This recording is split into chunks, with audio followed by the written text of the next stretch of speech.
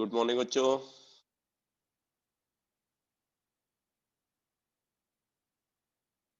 Good morning.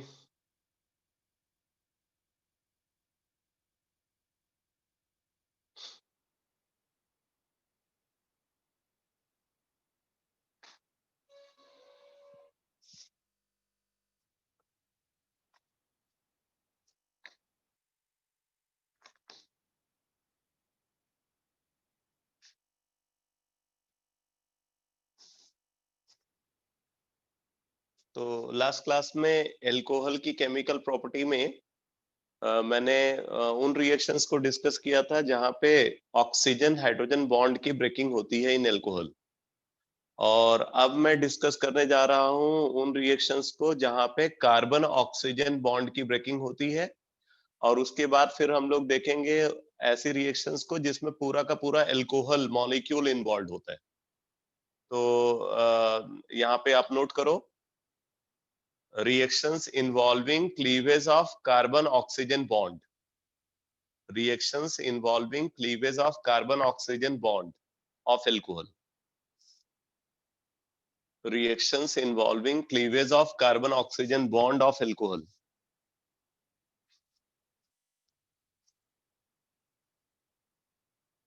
Reactions involving cleavage of carbon oxygen bond of alcohol. अब इसमें first reaction आप लिखो, reaction with hydrogen halide. Reaction with hydrogen halide. Reaction को already हम लोग discuss कर चुके हैं एल्काइल हैलाइड के मेथड ऑफ प्रिपरेशन में। तो क्या होता है यहाँ पे, जैसे एक एल्कोहल है, एल्कोहल को हमने हाइड्रोजन हैलाइड से रिएक्ट कराया, तो यहाँ पे बन जाता है RX plus H2O। RX plus H2O, ठीक है। यहाँ पे समटाइम्स हम ल्यूइस एसिड कैटलिस्ट को भी हमें यूज करना पड़ सकता है, जैसे हम यहाँ पे ZnCl2 और BF3 को यूज कर सकते हैं। इस रिएक्शन के टुवर्ड्स अगर हम हाइड्रोजन हैलाइड की ऑर्डर ऑफ रिएक्टिविटी को कंसीडर करें तो सबसे ज्यादा रिएक्टिव HI होता है, फिर HBr होता है, फिर HCl होता है, फिर HF होता है। अगर हम हाइड्रोजन हैलाइड की ऑर्डर ऑफ रिएक्टिविटी को कंसीडर करें टुवर्ड दिस रिएक्शन, तो ये है ऑर्डर ऑफ रिएक्टिविटी। और अगर हम एल्कोहल की ऑर्डर ऑफ रिएक्टिविटी को कंसीडर करें तो टर्सरी एल्कोहल सबसे ज्यादा रिएक्टिव, फिर सेकेंडरी एल्कोहल, फिर प्राइमरी एल्कोहल, और सबसे कम रिएक्टिव मेथनॉल होता है।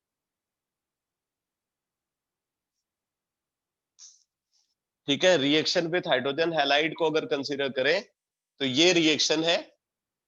यहाँ पे हाइड्रोजन हैलाइड की ऑर्डर ऑफ रिएक्टिविटी ये है और एल्कोहल की ऑर्डर ऑफ रिएक्टिविटी ये है। बाकी सारा डिटेल इसका मैकेनिज्म के हिसाब से वो सब कुछ मैं डिस्कस कर चुका हूं एल्काइल हैलाइड के मेथड ऑफ प्रिपरेशन। ठीक है, दूसरी रिएक्शन लिखो, reaction with phosphorus halide. Reaction with phosphorus halide. Reaction with phosphorus halide. अब ये रिएक्शन भी डिस्कस हो चुकी है इनऑर्गेनिक केमिस्ट्री में भी, आपने देखा पी ब्लॉक में भी डिस्कस हुई है रिएक्शन, और एल्काइल हैलाइड के प्रिपरेशन में भी बता चुका हूं इसको। अगर हम एल्कोहल को PX3 के साथ रिएक्ट कराते हैं, एल्कोहल को अगर PX3 के साथ रिएक्ट कराते हैं तो यहाँ पे एल्काइल हैलाइड के 3 मॉलिक्यूल और H3PO3 और इसके अलावा 3 मॉलिक्यूल हाइड्रोजन हैलाइड का प्रोड्यूस होता है। नहीं, एल्काइल हैलाइड के 3 मॉलिक्यूल प्लस H3PO3 ये फॉर्म होता है। और अगर हम यहाँ पे एल्कोहल को PX5 के साथ रिएक्ट कराते हैं, अगर एल्कोहल को PX5 से रिएक्ट कराते तो प्रोड्यूस होता है RX plus HX plus POX3।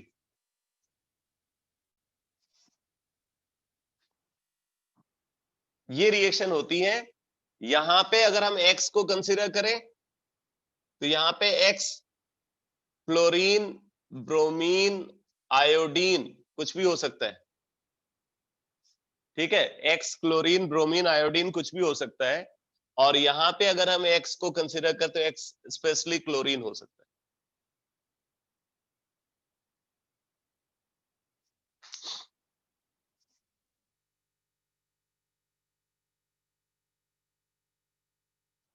Next reaction लिखो, reaction with thionyl chloride. Reaction with thionyl chloride. Reaction with thionyl chloride.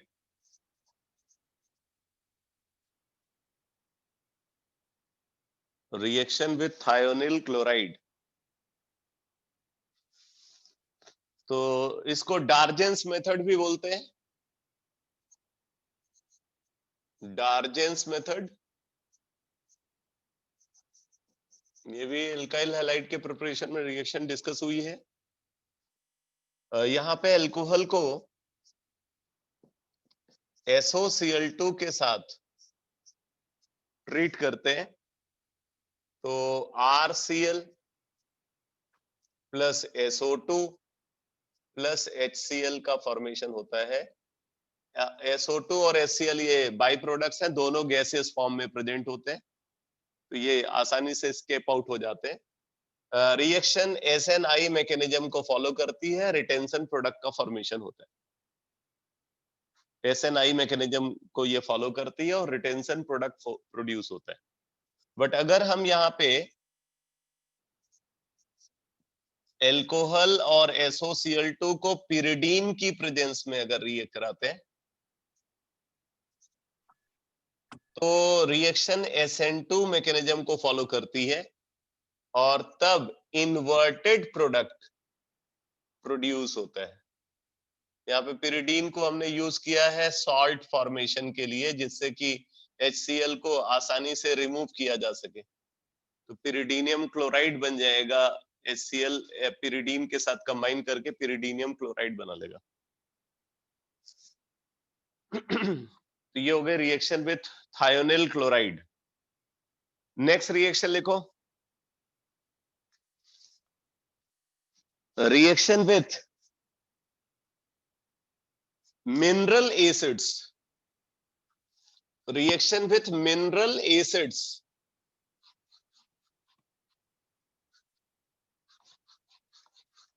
Reaction with mineral acids.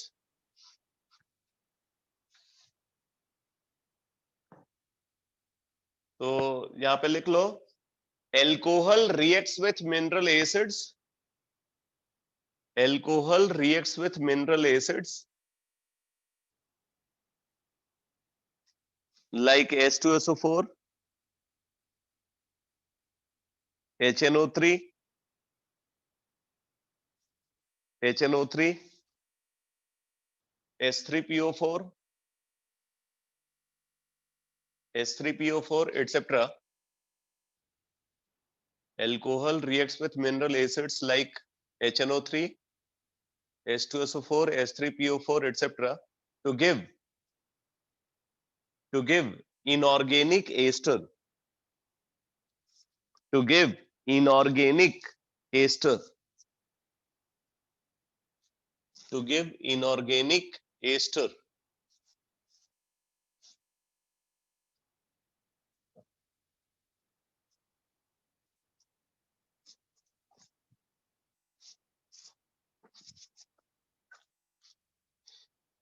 तो देखो, अगर हम एल्कोहल को नाइट्रिक एसिड से रिएक्ट कराते हैं,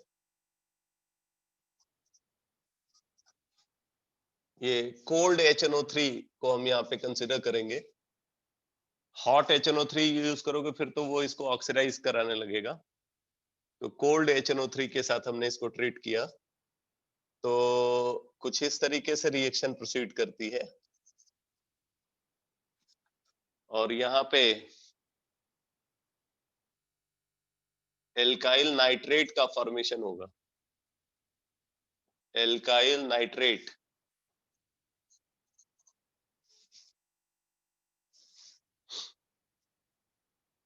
इसी तरीके से अगर हम एल्कोहल को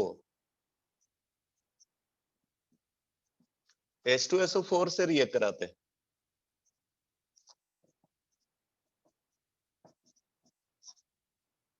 अगर एल्कोहल को H2SO4 से रिएक्ट कराते हैं,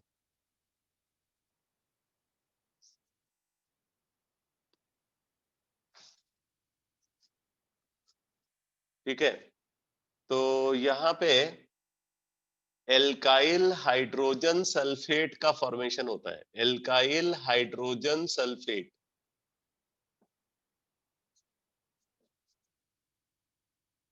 एल्काइल हाइड्रोजन सल्फेट का फॉर्मेशन होता है।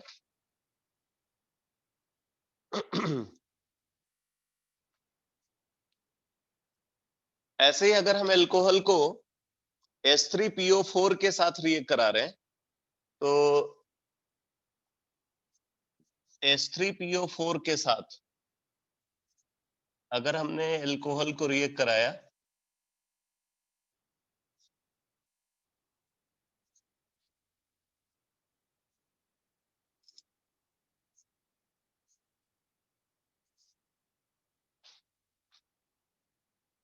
तो एल्काइल डाइहाइड्रोजन फॉस्फेट बन सकता है,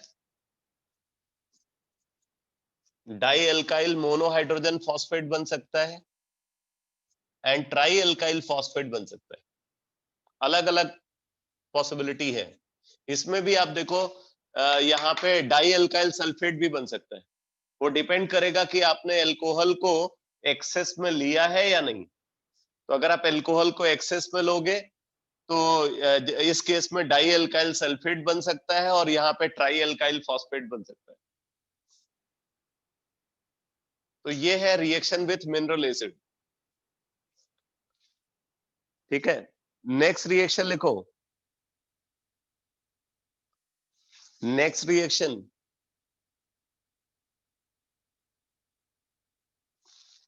नेक्स्ट रिएक्शन लिखो।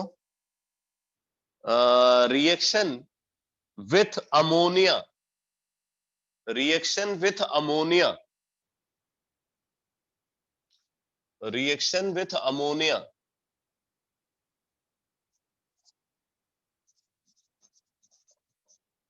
अमोनिया के साथ जो एल्कोहल की रिएक्शन होती है, इसको हम सबातियर मेथड बोलते हैं। Sabatier method.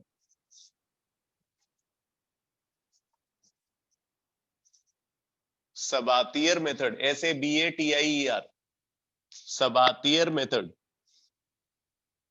इसका डिटेल लिखो। when alcohol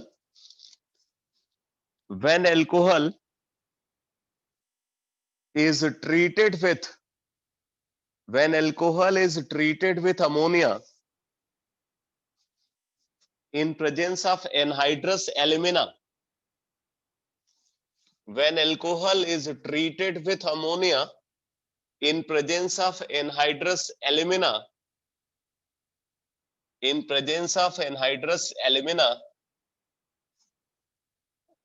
at 250 degree centigrade, at 250 degree centigrade,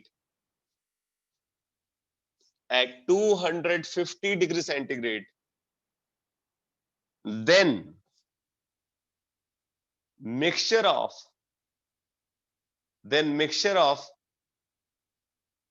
primary, secondary and tertiary amine, then mixture of primary, secondary and tertiary amine, then mixture of primary, secondary and tertiary amine is obtained. Then mixture of primary, secondary and tertiary amine is obtained. तो देखो, हमारे पास alcohol है। Alcohol को ammonia के साथ anhydrous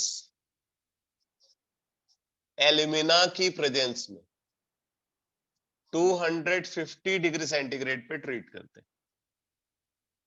ये anhydrous alumina dehydrating agent है। तो यहाँ पे रिएक्शन के थ्रू RNH2 और H2O प्रोड्यूस होगा। इसी वाटर को रिमूव करने के लिए एनहाइड्रस एल्यूमिना को यूज किया जा रहा है। ल्यूइस एसिड है तो इसलिए डिहाइड्रेटिंग एजेंट की तरह भी हेल्प करेगा। फिर उसके बाद क्या होता है, ये प्राइमरी अमाइन यहाँ पे जो फॉर्म हुआ, ये फर्दर एल्कोहल से रिएक्ट करके, ठीक है, एनहाइड्रस एल्यूमिना की प्रेजेंस में ये कन्वर्ट हो जाता है सेकेंडरी अमाइन में, और फिर ये सेकेंडरी अमाइन फर्दर एल्कोहल से रिएक्ट करके एनहाइड्रस एल्यूमिना की प्रेजेंस में 250 डिग्री सेंटीग्रेड पे ये कन्वर्ट हो जाता है टर्सरी अमाइन में।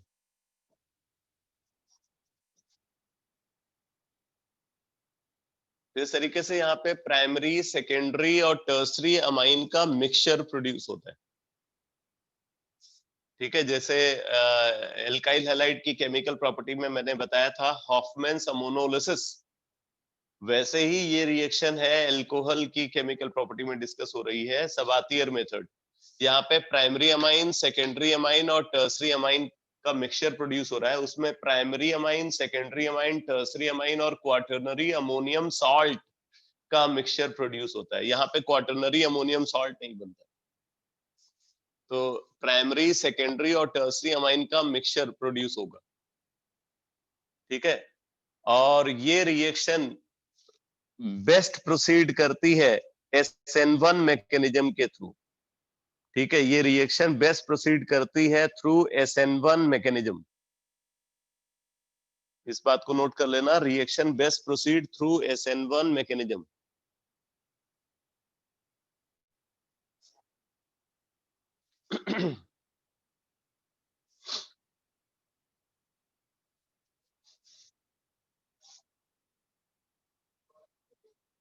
अब आप नोट करो,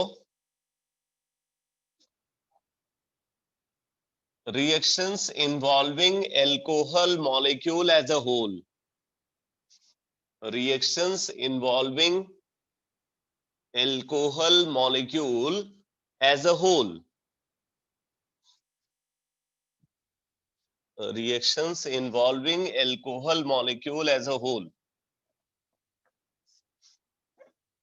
जिसमें पूरा का पूरा अल्कोहल मॉलिक्यूल पार्टिसिपेट करता है। तो इसमें फर्स्ट रिएक्शन लिखो, dehydration of alcohol, dehydration of alcohol.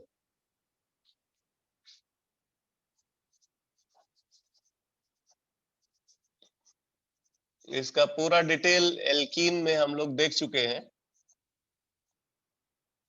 तो अभी मैं कुछ और नए इंफॉर्मेशन इसी रिएक्शन से रिलेटेड आपको बताने जा रहा हूं। लिख लो, removal of water, removal of water, removal of water from alcohol, removal of water from alcohol is called, removal of water from alcohol is called dehydration reaction. Removal of water from alcohol is called dehydration reaction. आगे लिखो, dehydration reaction can be done, dehydration reaction can be done in following two manner, in following two manner. Dehydration reaction can be done in following two manner. Number one, number one लिखो, intermolecular, intermolecular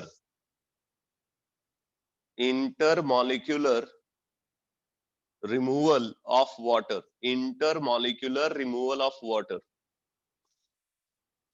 intermolecular removal of water। तो यहां पे note कर लो, here ether is obtained, here ether is obtained during the reaction, here ether is obtained during the reaction,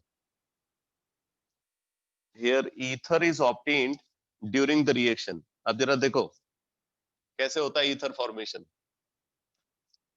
जैसे हमने ethanol के 2 molecule लिए और इसको कंसंट्रेटेड H2SO4 के साथ 140 डिग्री सेंटीग्रेड पे ट्रीट किया। टेम्परेचर इंपॉर्टेंट है, ये ध्यान देना आपको। इथेनॉल को कंसंट्रेटेड H2SO4 के साथ 140 डिग्री सेंटीग्रेड पे ट्रीट कर रहे हैं, तो यहां से ये प्रोडक्ट बन जाता है CH3 CH2O CH2 CH3 plus H2।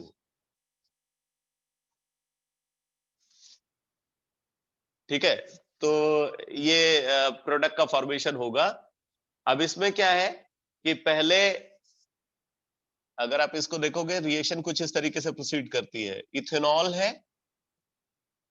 H2SO4 से H पॉजिटिव मिला, उस H पॉजिटिव से इसका प्रोटोनेशन हो गया,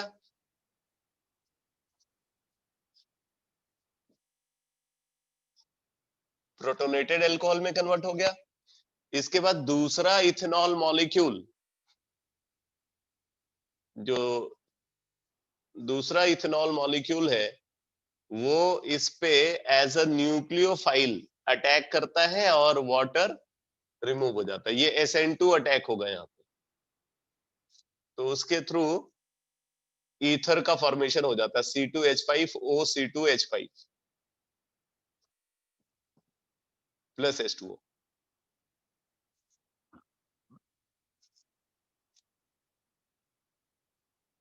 अब ये एल्कोहल के स्ट्रक्चर पे डिपेंड करेगा। एल्कोहल के स्ट्रक्चर के बेसिस पे यहाँ पे SN1 मैकेनिज्म भी ऑब्जर्व हो सकती है। ठीक है, अगर ये टर्सरी एल्कोहल है तो कार्बोकेटायन बनेगा, फिर उस कार्बोकेटायन पे एल्कोहल अटैक करके जो है ईथर का फॉर्मेशन हो सकता है।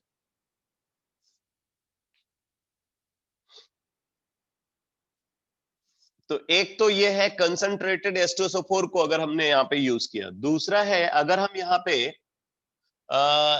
एनहाइड्रस एल्यूमिना को यूज कर रहे हैं, एनहाइड्रस एल्यूमिना,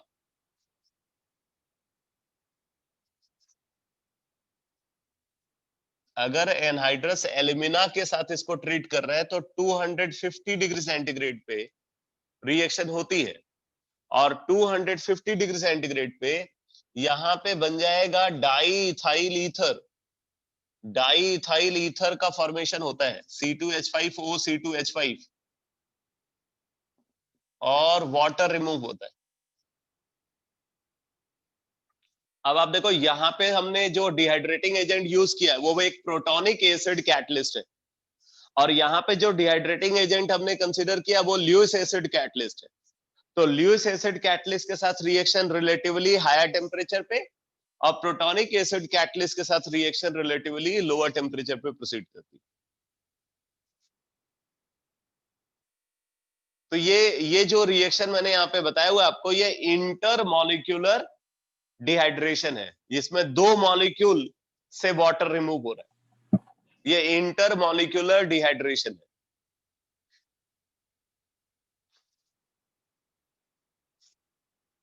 ठीक है, अब आप नोट करो, intramolecular intramolecular removal of water, intramolecular removal of water,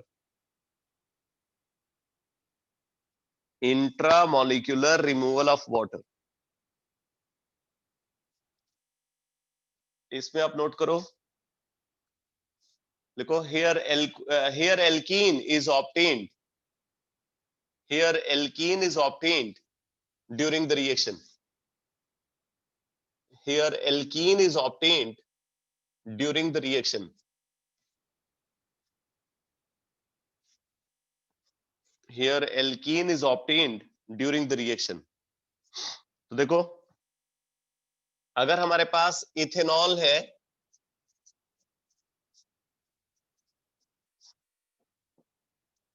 ethanol को हम कंसंट्रेटेड H2SO4 के साथ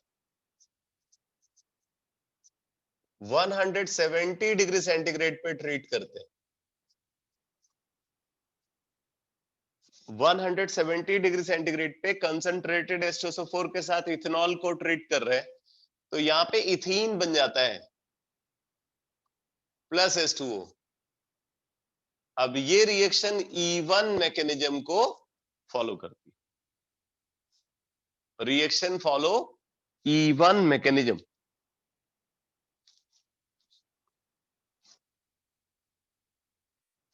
और अगर हम यहाँ पे एनहाइड्रस एल्यूमिना को कंसीडर करते हैं, एनहाइड्रस एल्यूमिना, तो टेम्परेचर 350 डिग्री सेंटीग्रेड रिक्वायर्ड होता है। अगर इसको एनहाइड्रस एल्यूमिना के साथ 350 डिग्री सेंटीग्रेड पे ट्रीट करते हैं तो इथीन बनता है by the removal of water. तो फिर से आप वही देख रहे हो, प्रोटोनिक एसिड कैटलिस्ट के साथ रिएक्शन रिलेटिवली लो टेम्परेचर पे और ल्यूइस एसिड कैटलिस्ट के साथ रिएक्शन रिलेटिवली हायर टेम्परेचर पे प्रोसीड कर रही है। बट एक चीज आप देख रहे हो कि जब सब्स्टिट्यूशन प्रोडक्ट यानी कि ईथर का फॉर्मेशन हो रहा है तो टेम्परेचर कम है, और जब एलिमिनेशन प्रोडक्ट का फॉर्मेशन हो रहा है तो टेम्परेचर ज्यादा है।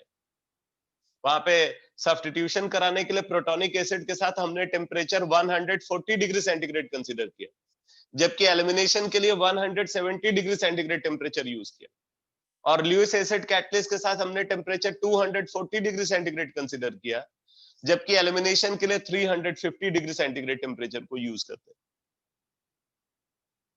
इसलिए टेम्परेचर इंपॉर्टेंट है, इसी से पता चलेगा आपको कि क्या प्रोडक्ट बनेगा रिएक्शन में।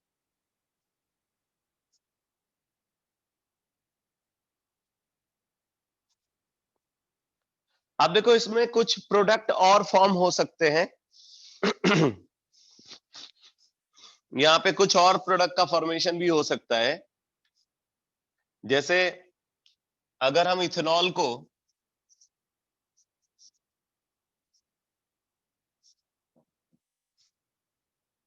कंसंट्रेटेड H2SO4 के साथ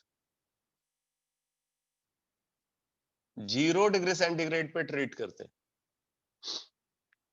इथेनॉल को कंसंट्रेटेड H2SO4 के साथ 0 डिग्री सेंटीग्रेड पे ट्रीट करते हैं, तो प्रोडक्ट बन जाता है यहाँ पे di ethyl sulphate, di ethyl sulphate का फॉर्मेशन होता है।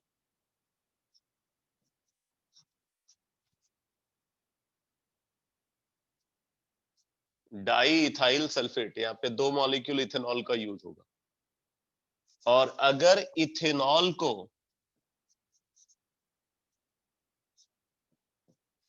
कंसंट्रेटेड H2SO4 के साथ 100 डिग्री सेंटीग्रेड पे ट्रीट करते हैं,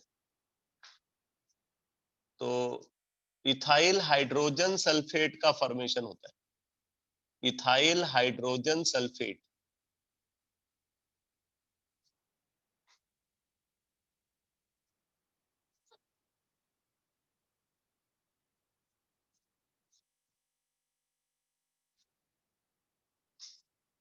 अगर इथेनॉल को कंसंट्रेटेड H2SO4 के साथ 0 डिग्री सेंटीग्रेड पे ट्रीट करते हैं तो डाई इथाइल सल्फेट बनता है, और अगर इथेनॉल को कंसंट्रेटेड H2SO4 के साथ 100 डिग्री सेंटीग्रेड पे ट्रीट करते हैं तो इथाइल हाइड्रोजन सल्फेट का फॉर्मेशन होता है। ठीक है, तो ये प्रोडक्ट्स हैं जो यहाँ पे रिएक्शन में फॉर्म हो सकते हैं। बाकी अगर डिहाइड्रेशन के टुवर्ड्स एल्कोहल की ऑर्डर ऑफ रिएक्टिविटी को कंसिडर करें तो टर्सरी अल्कोहल सबसे ज्यादा रिएक्टिव, फिर सेकेंडरी अल्कोहल, फिर प्राइमरी अल्कोहल और सबसे कम रिएक्टिव मेथनॉल होगा। सबसे कम रिएक्टिव मेथनॉल होगा।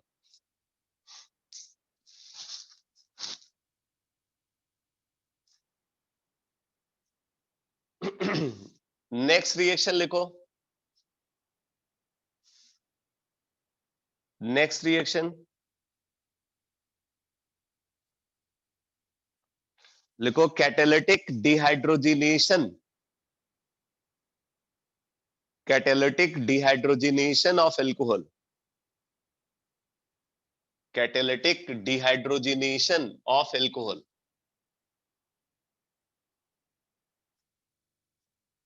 Catalytic dehydrogenation of alcohol.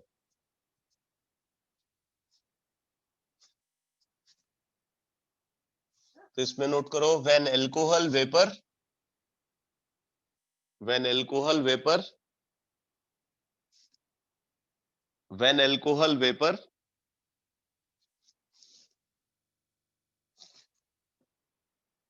is passed through, when alcohol vapor is passed through hot reduced copper, hot reduced copper, when alcohol vapor is passed through hot reduced copper at 300 degrees centigrade, when alcohol vapor is passed through hot reduced copper at 300 degrees centigrade, then variety of product is obtained, then variety of product is obtained, therefore then variety of product is obtained, therefore this reaction is used,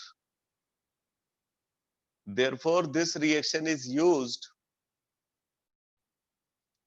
for the distinction of, therefore this reaction is used for the distinction of, therefore this reaction is used for the distinction of primary, secondary and tertiary alcohol, primary, secondary and tertiary alcohol. Therefore this reaction is used for the distinction of primary, secondary and tertiary alcohol.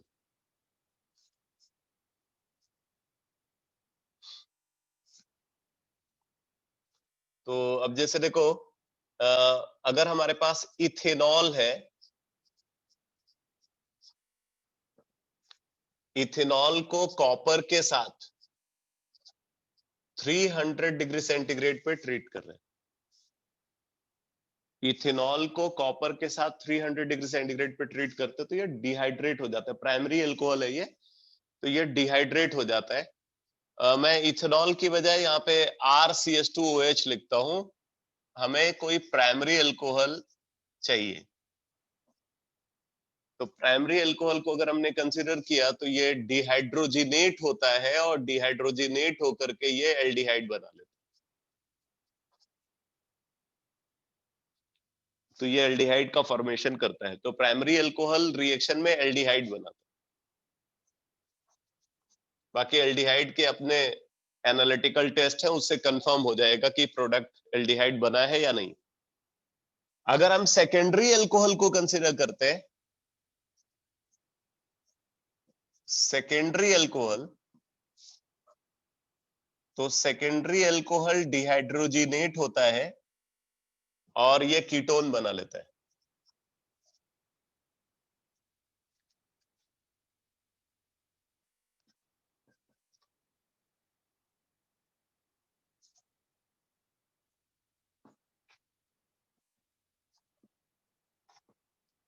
Secondary alcohol डिहाइड्रोजिनेट होकर के ketone का formation करता है।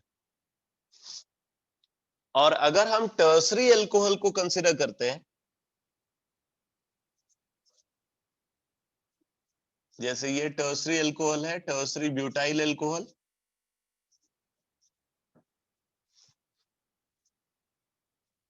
तो tertiary alcohol dehydrate होता है, क्योंकि इसकी डिहाइड्रेशन टेंडेंसी बहुत ज्यादा होती है, तो टर्सरी अल्कोहल डिहाइड्रेट होता है और डिहाइड्रेट होकर के ये एल्कीन का फॉर्मेशन करता है। टर्सरी अल्कोहल डिहाइड्रेट होकर के एल्कीन का फॉर्मेशन करता है। तो आप इस रिएक्शन में देखो तो प्राइमरी अल्कोहल एल्डिहाइड बनाता है, सेकेंडरी अल्कोहल कीटोन बनाता है और टर्सरी अल्कोहल एल्कीन बनाता है। तो ये अलग अलग प्रोडक्ट का फॉर्मेशन कर रहे हैं, इस वजह से हम रिएक्शन के थ्रू इनको डिस्टिंग्विश कर सकते हैं। तो ये अल्कोहल का डिस्टिंक्शन टेस्ट भी बोला जाता है, ये अल्कोहल का डिस्टिंक्शन टेस्ट है।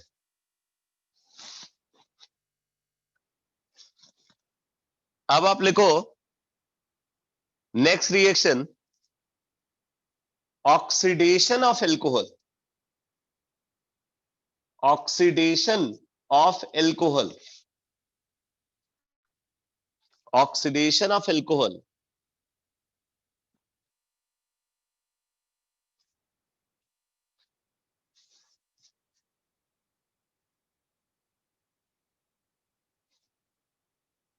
Oxidation of alcohol.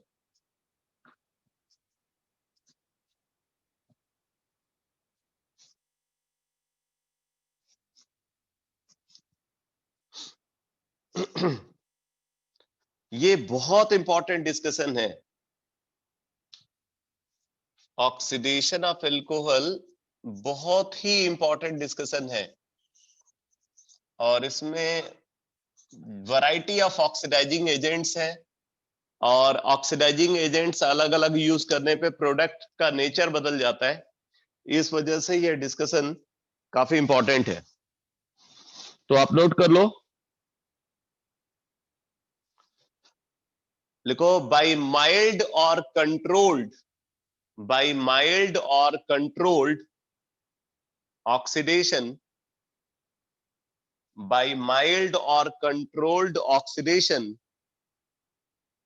by mild or controlled oxidation of alcohol, by mild or controlled oxidation of alcohol,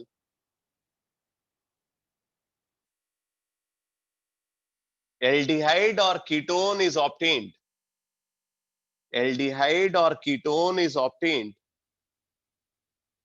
aldehyde or ketone is obtained। तो देखो, अगर हमारे पास प्राइमरी अल्कोहल है, प्राइमरी अल्कोहल, और इसको हम माइल्ड ऑक्सीडाइजिंग एजेंट के साथ ट्रीट करते हैं, तो ये इसको ऑक्सीडाइज करके एल्डिहाइड बना देता है। और अगर सेकेंडरी अल्कोहल है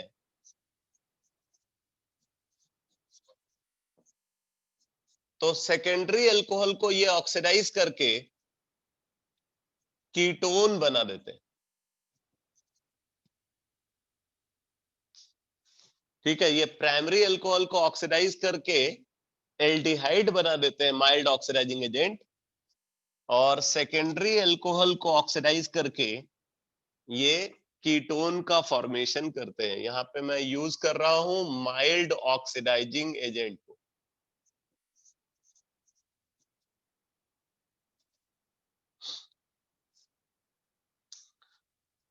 अब आप लिखो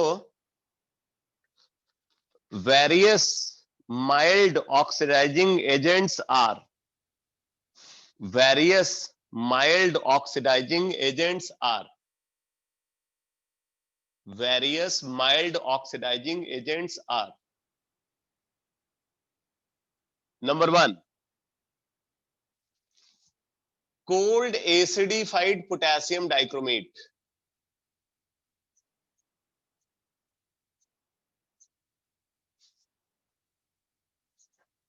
cold acidified potassium dichromate। ठीक है, number 2 Jones reagent, Jones reagent. क्या होता है Jones reagent? CrO3 plus acetone, CrO3 plus acetone, ठीक है, and H2SO4, CrO3 plus acetone and H2SO4, इसको जोन्स रिएजेंट बोलते हैं। Number 3, Fenton's reagent, Fenton's reagent,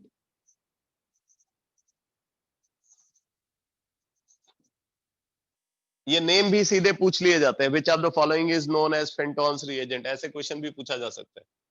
तो फेंटॉन्स रिएजेंट होता है फेरस सल्फेट, मतलब फेरस सॉल्ट, जरूरी नहीं कि वो फेरस सल्फेट ही हो, कोई भी फेरस सॉल्ट और उसके साथ हाइड्रोजन पेरोक्साइड,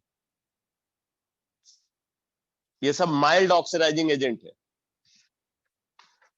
ठीक है। इसी तरीके से Sarett's reagent,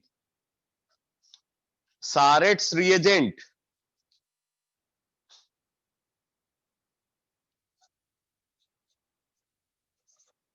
Sarett's reagent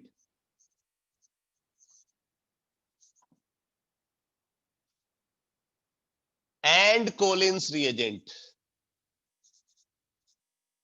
and Collins reagent, दोनों को मैं एक साथ कंसीडर कर रहा हूं। बेसिकली इन दोनों में जो है वो पिरिडीन का अमाउंट डिफर करता है, बाकी जो कंपोनेंट्स हैं वो दोनों में सेम है। तो बेसिकली सारेट्स रिएजेंट और एंड कोलिन्स रिएजेंट ये बोलते हैं पिरिडीनियम क्लोरोक्रोमेट को, पिरिडीनियम क्लोरोक्रोमेट, ये एब्रिविएशन यूज होता है, पीसीसी, पिरिडीनियम क्लोरोक्रोमेट इन डाइक्लोरोमेथेन, पिरिडीनियम क्लोरोक्रोमेट इन डाइक्लोरोमेथेन, आप पीसीसी का फुल फॉर्म लिख लेना, पिरिडीनियम क्लोरोक्रोमेट, पिरिडीनियम क्लोरोक्रोमेट इन डाइक्लोरोमेथेन। इसमें एक केस में जो बेसिकली ये पिरिडीनियम क्लोरोक्रोमेट बनता कैसे है, ये बनता है CrO3, CrO3 pyridine, CrO3 pyridine और HCl से, CrO3 पिरिडीन एंड HCl, ठीक है। तो ये मिलकर के पीसीसी बनाता है। अब इसमें अगर ये 1:1 मोलर रेशियो में यूज किया गया CrO3 और पिरिडीन को, तो ये उसको बोलते हैं कोलिन्स रिएजेंट, अगर 1:1 मोलर रेशियो में यूज कर रहे हैं। और अगर 1:2 मोलर रेशियो में यूज कर रहे हैं, मतलब पिरिडीन का 2 मोल और CrO3 का 1 मोल, तो उसको सारेट्स रिएजेंट बोलते हैं, ठीक है। CrO3 के साथ अगर पिरिडीन को हम 1:1 मोलर रेशियो में यूज करें तो कोलिन्स रिएजेंट, और 1:2 मोलर रेशियो में यूज करें तो सारेट्स रिएजेंट।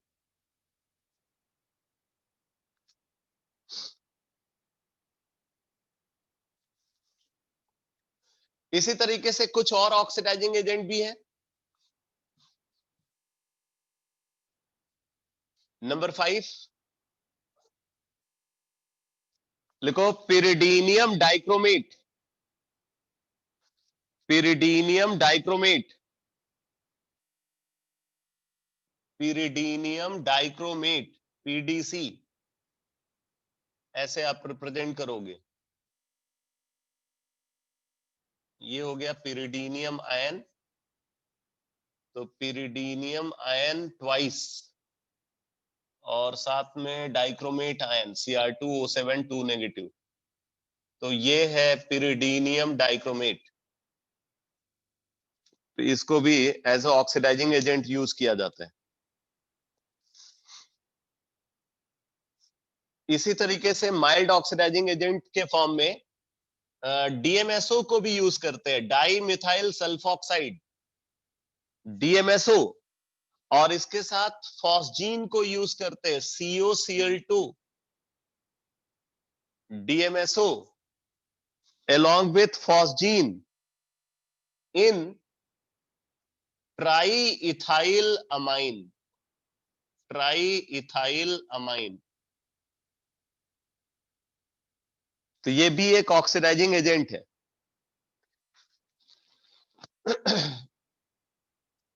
ये सब माइल्ड ऑक्सीडाइजिंग एजेंट है बेटा, और ये क्या करेंगे, ये प्राइमरी अल्कोहल को एल्डिहाइड में कन्वर्ट करेंगे और सेकेंडरी अल्कोहल को कीटोन में कन्वर्ट करेंगे।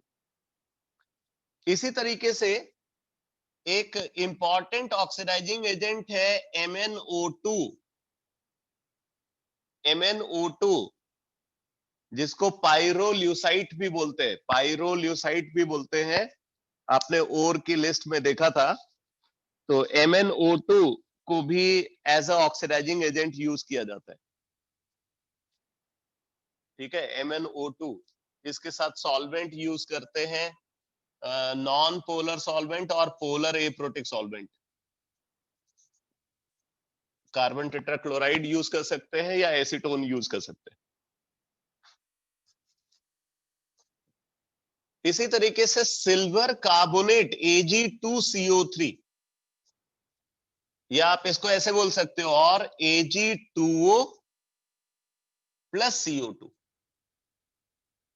Ag2O प्लस CO2, ये भी ऑक्सीडाइजिंग एजेंट की तरह यूज होता है, माइल्ड ऑक्सीडाइजिंग एजेंट।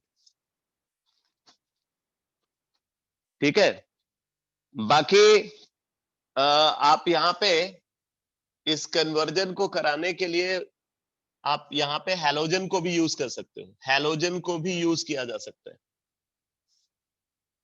हैलोजन को भी यूज कर सकते हैं। लेकिन हैलोजन के साथ थोड़ा सा रिएक्शन को कंट्रोल करना मुश्किल होता है, क्योंकि एक बार पहले हैलोजन ऑक्सीडाइज करेगा, उसके बाद फिर वो ये जो अल्फा कार्बन है वहां से हाइड्रोजन का रिप्लेसमेंट भी करने लगता है। तो हैलोजन को भी यूज किया जा सकता है, और यहां पे हम यूज कर सकते हैं एज अ ऑक्सीडाइजिंग एजेंट। अगर कंसीडर करें तो कॉपर को यूज कर सकते हैं, अभी मैंने बताया था आपको, कॉपर 300 डिग्री सेंटीग्रेड और सिल्वर एट 300 डिग्री सेंटीग्रेड, इनको भी यूज किया जा सकता है। कॉपर एट 300 डिग्री सेंटीग्रेड और सिल्वर एट 300 डिग्री सेंटीग्रेड, इनको भी हम यूज कर सकते हैं। और एक ऑक्सीडाइजिंग एजेंट और यूज करते हैं जो कि अल्कोहल का कंफर्मेटरी टेस्ट भी होता है, तो उसको मैं अलग से अभी लिखवाता हूं आपको।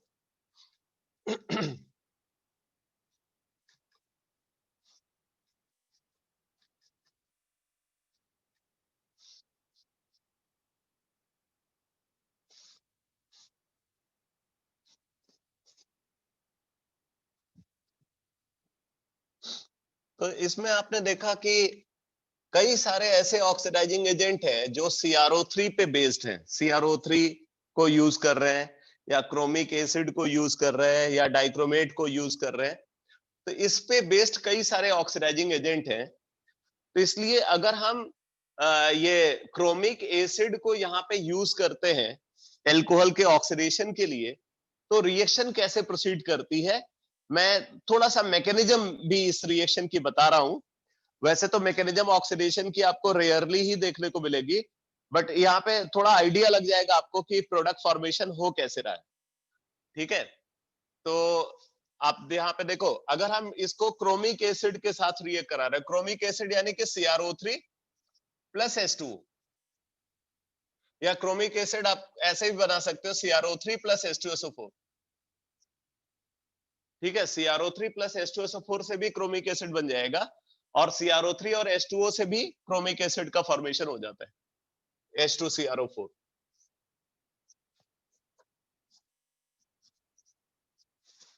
ठीक है, तो अब जरा देखो कैसे रिएक्शन यहाँ पे प्रोसीड करती है।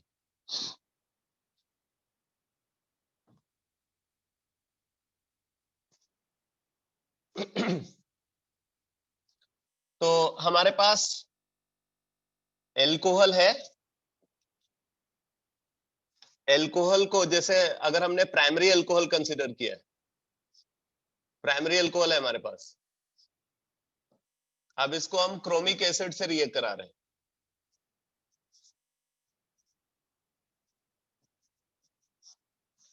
अभी जैसे मैंने आपको बताया था मिनरल एसिड के साथ जो रिएक्शन होती है उसी पैटर्न पे ये रिएक्शन भी होगी। तो वाटर रिमूव हो जाता है सबसे पहले।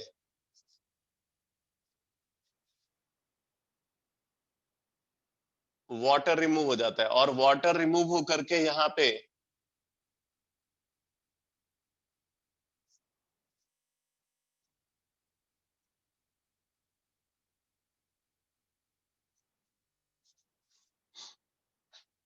एक क्रोमेट एस्टर बन जाता है। क्रोमेट एस्टर,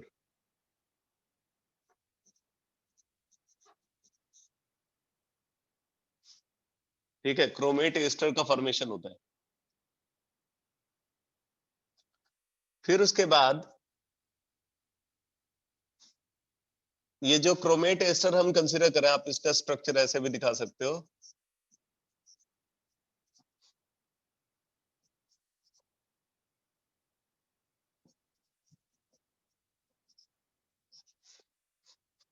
जो क्रोमेट एस्टर यहाँ पे कंसीडर किया, वाटर मॉलिक्यूल या कोई और बेस आप यूज कर सकते हो। पिरिडीन भी अगर यूज हो रहा है तो पिरिडीन को भी कंसीडर कर सकते हैं।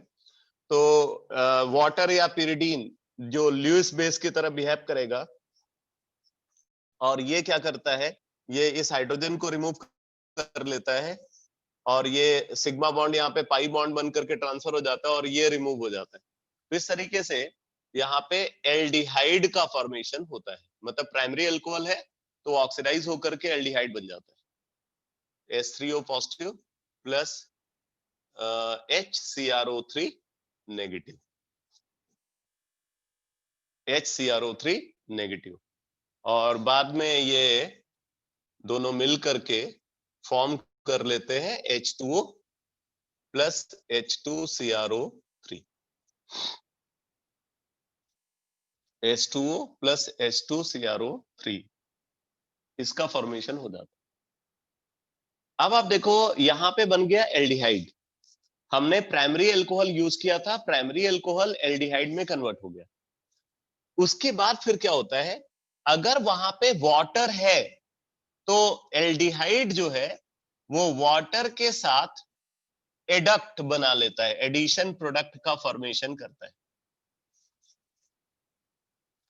एल्डिहाइड वाटर के साथ कंबाइन करके एडक्ट फॉर्मेशन करता है।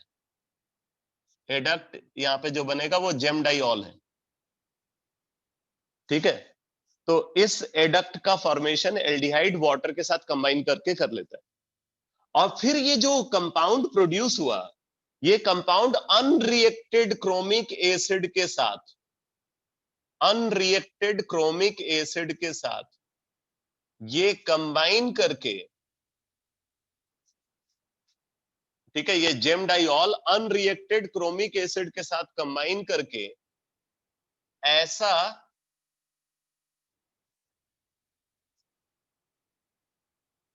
प्रोडक्ट फॉर्म करता है, RCHO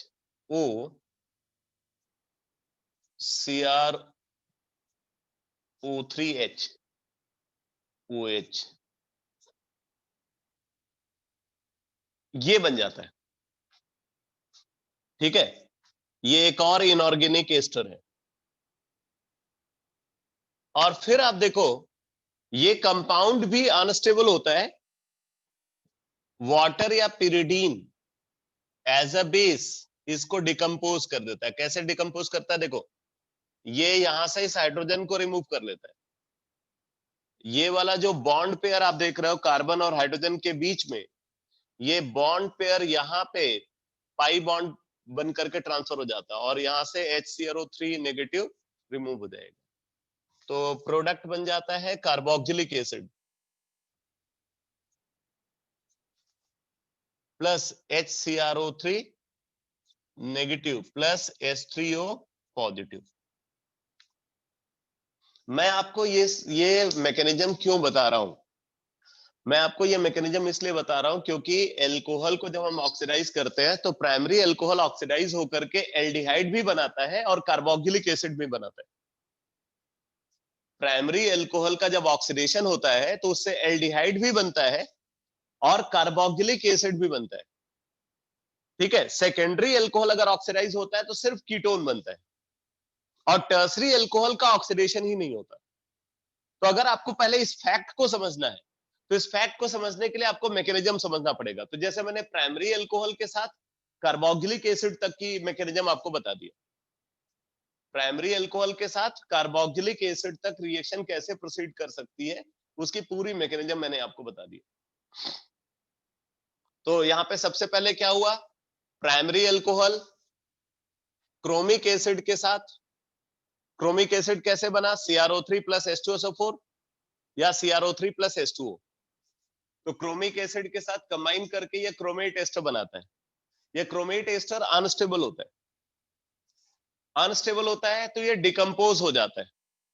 ठीक है, इसको कौन डिकम्पोज करेगा, कोई भी ल्यूइस बेस, जरूरी नहीं कि वो ल्यूइस बेस वाटर हो, वो ल्यूइस बेस पिरिडीन या और भी बेसेस हो सकते हैं। तो ये डिकम्पोज हुआ कैसे, वाटर ने यहां से हाइड्रोजन लिया, ये बॉन्ड पेयर यहाँ पाई बॉन्ड के फॉर्म में ट्रांसफर हुआ, ये सिग्मा बॉन्ड पेयर क्रोमियम को ट्रांसफर हुआ, तो इससे एल्डिहाइड बना plus H3O positive plus HCrO3 negative, और ये दोनों मिलकर के H2O और H2CrO3 बना लेते हैं। मतलब आपने यूज किया था H2CrO4 और H2CrO4 बन गया H2CrO3। ठीक है, अब देखो ये एल्डिहाइड यहाँ पे फॉर्म हुआ है, अगर वहां सोल्यूशन के अंदर वाटर प्रेजेंट है तो एल्डिहाइड वाटर के साथ कंबाइन करके एडक्ट बनाएगा, ये एल्डिहाइड हाइड्रेट है, इसको हम बोलेंगे एल्डिहाइड हाइड्रेट, जो कि एक जेम डाइऑल है। ठीक है, एल्डिहाइड हाइड्रेट है जो एक जेम डाइऑल है, ये अनरिएक्टेड क्रोमिक एसिड के साथ कंबाइन करके फिर से एक क्रोमेट एस्टर बनाएगा, और ये क्रोमेट एस्टर भी अनस्टेबल होता है क्योंकि यहाँ पे CH बॉन्ड प्रेजेंट है, तो वाटर जो है इस CH बॉन्ड में जो हाइड्रोजन है उसको रिमूव करके इसको फर्दर ऑक्सीडाइज करके कार्बोक्सिलिक एसिड में कन्वर्ट कर देता है। तो इस तरीके से प्राइमरी अल्कोहल से कार्बोक्सिलिक एसिड का फॉर्मेशन होता है। अब मैं आपको बताता हूं कि अगर हम सेकेंडरी अल्कोहल को यूज करें तब क्या होगा। अगर आप सेकेंडरी अल्कोहल को कंसीडर करोगे, सिर्फ आप देखना चेंज क्या हो रहा है, इसको नोट करने की जरूरत नहीं है। अगर आपने सेकेंडरी अल्कोहल को कंसीडर किया तो यहां पे जो क्रोमेट एस्टर होगा उसमें H की जगह पे एक एल्काइल ग्रुप प्रेजेंट होगा, और फिर उसके बाद जो क्रोमेट एस्टर है वो डिकम्पोज होगा। वैसे ही वाटर है, कोई और ल्यूइस बेस इस हाइड्रोजन को रिमूव करेगा, हाइड्रोजन को रिमूव करने के बाद ये कीटोन बन गया। ठीक है, अब ये कीटोन भी आगे वाटर के साथ एडक्ट फॉर्मेशन में इन्वॉल्व होता है, ऐसा कीटोन हाइड्रेट बन जाएगा। फिर ये ketone hydrate unreacted chromic acid के साथ ये क्रोमेट एस्टर बनाएगा, लेकिन ये क्रोमेट एस्टर डिकम्पोज नहीं होगा। क्यों नहीं होगा, क्योंकि यहाँ पे अगर इसको ऑक्सीडाइज करना है तो आपको कार्बन कार्बन बॉन्ड को ब्रेक करना पड़ेगा, और कार्बन कार्बन बॉन्ड की ब्रेकिंग अगर कभी भी ऑक्सीडेशन की मीन टाइम हो रही है तो वो कंपाउंड हमेशा ऑक्सीडेशन को रजिस्ट करता है। तो यहां पे अगर आप देखोगे तो क्या होगा, नो रिएक्शन, नो रिएक्शन।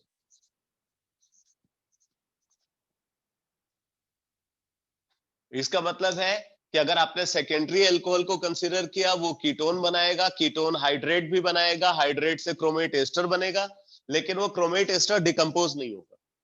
तो क्योंकि क्रोमेट एस्टर अनस्टेबल होता है इसलिए ये वापस कीटोन बन जाएगा, इसलिए सेकेंडरी अल्कोहल के केस में कीटोन ही बनता है। ठीक है, अब बात आती है टर्सरी अल्कोहल की। अगर आप टर्सरी अल्कोहल को कंसीडर करोगे तो टर्सरी अल्कोहल के केस में क्या होगा, यहां पे एक और एल्काइल ग्रुप आ गया, ऐसा क्रोमेट एस्टर बन गया। अब ये क्रोमेट एस्टर डिकम्पोज नहीं होगा। आप देखो यहां पे भी अगर इसको ऑक्सीडाइज कराना तो कार्बन कार्बन बॉन्ड को ब्रेक करना पड़ेगा, तो कार्बन कार्बन बॉन्ड की ब्रेकिंग जो है वो नॉर्मल कंडीशन में पॉसिबल नहीं है, इसलिए tertiary alcohol is resistant to oxidation. तो आप नोट में इस बात को लिख लो।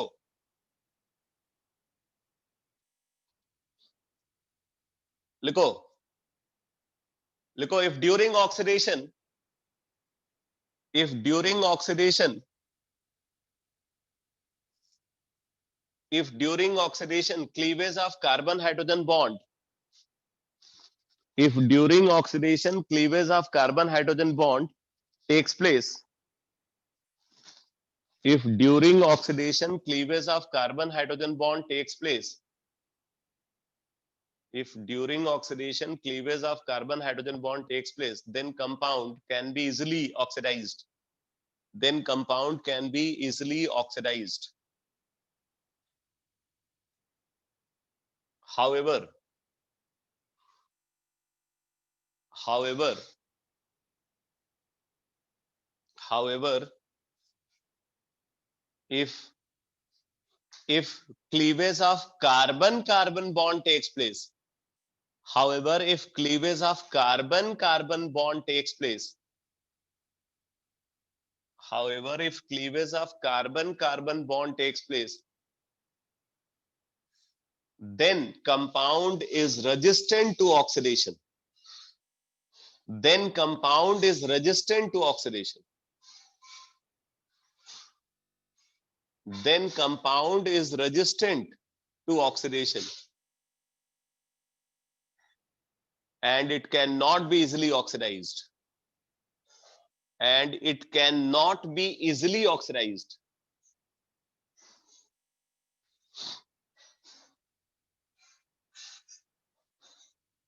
आगे लिखो, due to this fact, due to this fact, due to this fact tertiary alcohol, due to this fact tertiary alcohol ketone,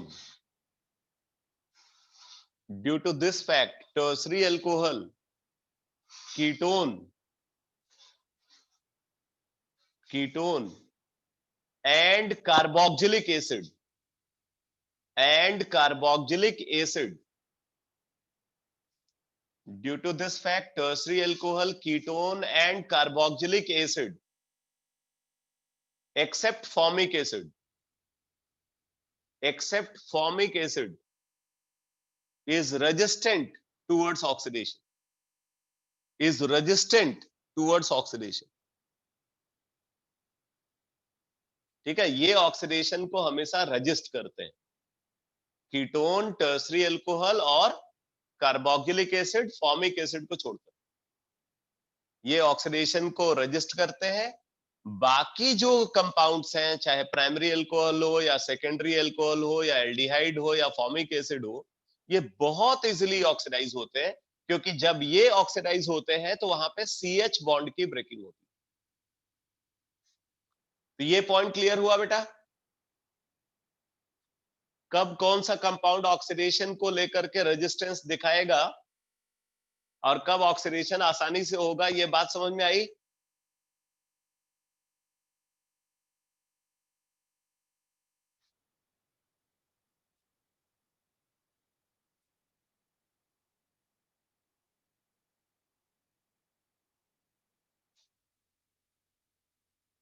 ठीक है।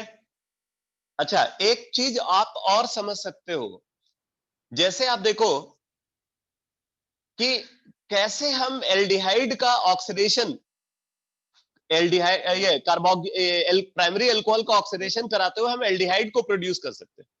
अगर हम ये नहीं चाहते कि कार्बोक्सिलिक एसिड फॉर्म हो, हम चाहते कि रिएक्शन बीच की स्टेज पे ही रुक जाए। अच्छा, यहां पे एक बात समझ लेना, ये थोड़ा टफ टास्क है। क्यों?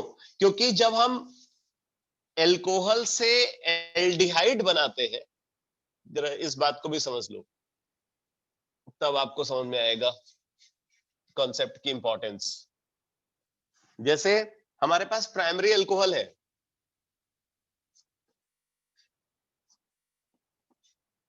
प्राइमरी अल्कोहल को अगर हम ऑक्सीडाइज कर रहे हैं तो पहले तो बनता है एल्डिहाइड और फिर से ऑक्सीडाइज होता है ये, तो बन जाता है कार्बोक्सिलिक एसिड। अब देखो, यहां पे जब हम प्राइमरी अल्कोहल से एल्डिहाइड बनाते हैं, तो इसके लिए हमें चाहिए होता है, आ, अगर हम माइल्ड ऑक्सीडाइजिंग एजेंट बोल रहे हैं, मान लो माइल्ड ऑक्सीडाइजिंग एजेंट रिक्वायर्ड है, तो एल्डिहाइड से कार्बोक्सिलिक एसिड बनाने के लिए हमें वीक ऑक्सीडाइजिंग एजेंट चाहिए। अगर प्राइमरी एल्कोहल से एल्डिहाइड का फॉर्मेशन माइल्ड ऑक्सीडाइजिंग एजेंट से होता है, तो एल्डिहाइड से कार्बोक्सिलिक एसिड का फॉर्मेशन एक वीक ऑक्सीडाइजिंग एजेंट भी करा देता है। अब यही प्रॉब्लम है कि वो ऑक्सीडाइजिंग एजेंट जो प्राइमरी अल्कोहल को एल्डिहाइड बनाने के लिए सफिशिएंट है, मतलब यूज होता है, वो सफिशिएंट है एल्डिहाइड को फर्दर ऑक्सीडाइज करने के लिए। इसलिए एल्डिहाइडिक स्टेज पे रिएक्शन को रोक पाना ये टफ टास्क है। तो अब क्वेश्चन ये उठता है कि एल्डिहाइड से कार्बोक्सिलिक एसिड कब बनेगा? हमेशा तो नहीं बन सकता। कब बनेगा भाई? जैसे आपने देखा कि यहां पे एल्डिहाइड बन गया, फिर एल्डिहाइड ने वाटर से कंबाइन करके हाइड्रेट बना लिया, ठीक है, हाइड्रेट बना लिया।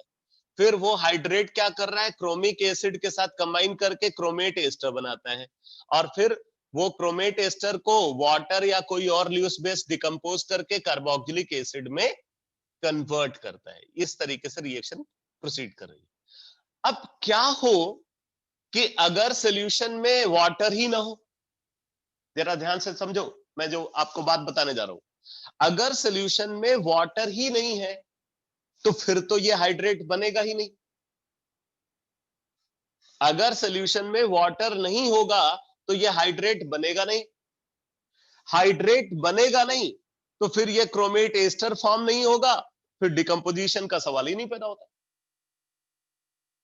इसका मतलब है कि अगर हम प्राइमरी अल्कोहल से एल्डिहाइड बनाना चाहते हैं, तो प्राइमरी अल्कोहल से एल्डिहाइड बनाने के लिए हमें एनहाइड्रस कंडीशन को यूज करना होगा। प्राइमरी अल्कोहल से एल्डिहाइड बनाने के लिए हमें एनहाइड्रस कंडीशन को यूज करना होगा। वहां पे वाटर नहीं होना चाहिए, ठीक है। तो अब आप बोलोगे कि भाई वाटर अगर नहीं है, तो फिर ये वाला डिकम्पोजिशन कैसे होगा? तो मैंने अभी आपको बताया कि अ, इस डिकम्पोजिशन को कराने के लिए वाटर का होना जरूरी थोड़ी है। यहां तो कोई भी ल्यूइस बेस ये काम कर सकता है।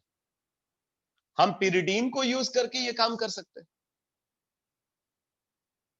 इस स्टेप में वाटर की बजाय हम पिरिडीन को यूज करके इस क्रोमेट एस्टर को डिकम्पोज करा करके एल्डिहाइड बना सकते हैं।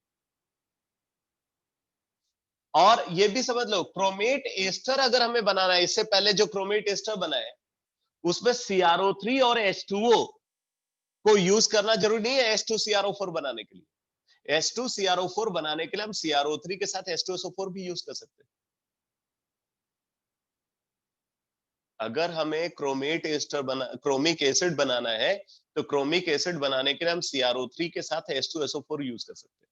CrO3 के साथ H2O को हम नहीं यूज करेंगे। तो जब CrO3 और H2SO4 होगा तो क्रोमिक एसिड बनेगा, वो प्राइमरी अल्कोहल से क्रोमेट एस्टर बनाएगा, और वो क्रोमेट एस्टर को डिकम्पोज कराने के लिए वाटर की रिक्वायरमेंट नहीं है, हम पिरिडीन से भी ये काम कर सकते हैं। तो एल्डिहाइड बनेगा, और क्योंकि वाटर नहीं है तो फिर आगे एल्डिहाइड हाइड्रेट नहीं बनेगा और आगे की रिएक्शन ऑब्जर्व नहीं होगी। अब कुछ बात आपको समझ में आई? अगर आपको प्राइमरी अल्कोहल से एल्डिहाइड बनाना है, कार्बोक्सिलिक एसिड नहीं बनाना है, तो ये काम एनहाइड्रस कंडीशन में ही परफॉर्म किया जा सकता है। ये बात क्लियर हुई आपको?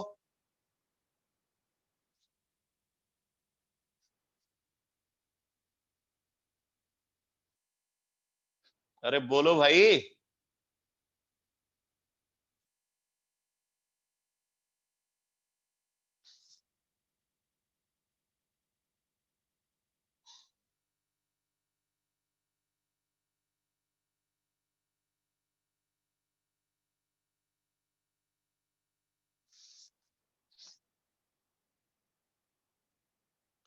देखो वाटर फॉर्म हो रहा है तो उस वाटर को रिमूव करने के लिए हम डिहाइड्रेटिंग एजेंट को भी यूज कर सकते हैं।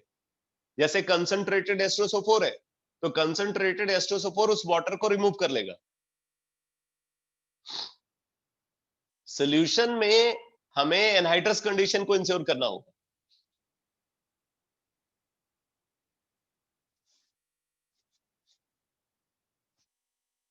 ठीक है, तो आप इस बात को भी नोट कर लो, लिख लो। If primary alcohol is treated with oxidising agent, if primary alcohol is treated with oxidizing agent under anhydrous condition, if primary alcohol is treated with oxidizing agent under anhydrous condition, then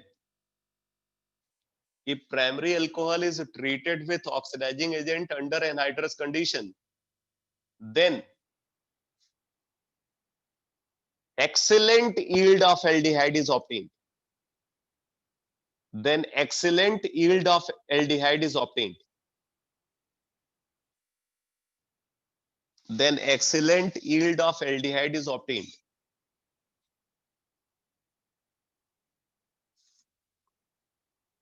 However, in presence of water, however, in presence of water, however, in presence of water,